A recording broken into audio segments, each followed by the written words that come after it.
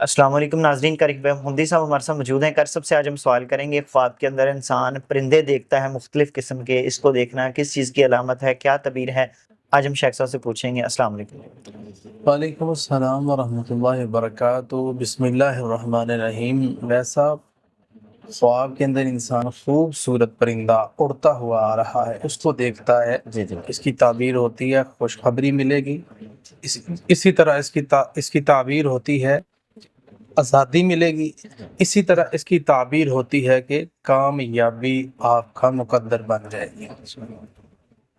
खुशखबरी किसी तरह की भी हो सकती है जी जी। जिसके आप मुंतज़िर हैं। कामयाबी भी किसी तरह की हो सकती है जो आपकी मेहनत का रिजल्ट है। और इसी तरह इसके साथ साथ जो है तीसरी चीज़ आज़ादी है।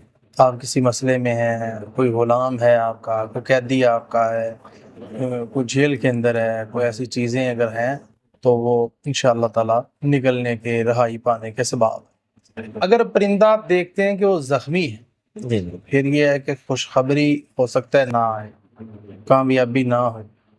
इसी तरह आज़ादी के चांस कम हो सकते हैं। जी। और नहीं, आज़ादी जो है वो मुश्किलात से हासिल होगी। जी। तो ये इसकी मुख्तलिफ ताबीरें थी जो कि परिंदे के रिलेटेड थी, क्योंकि मैंने नाज़रीन के सामने रख दी। बहुत शुक्रिया। जी नाज़रीन, अगले प्रोग्राम में फिर हाज़िर होंगे। हमें इजाज़त दीजिए। अल्लाह हाफ़िज़।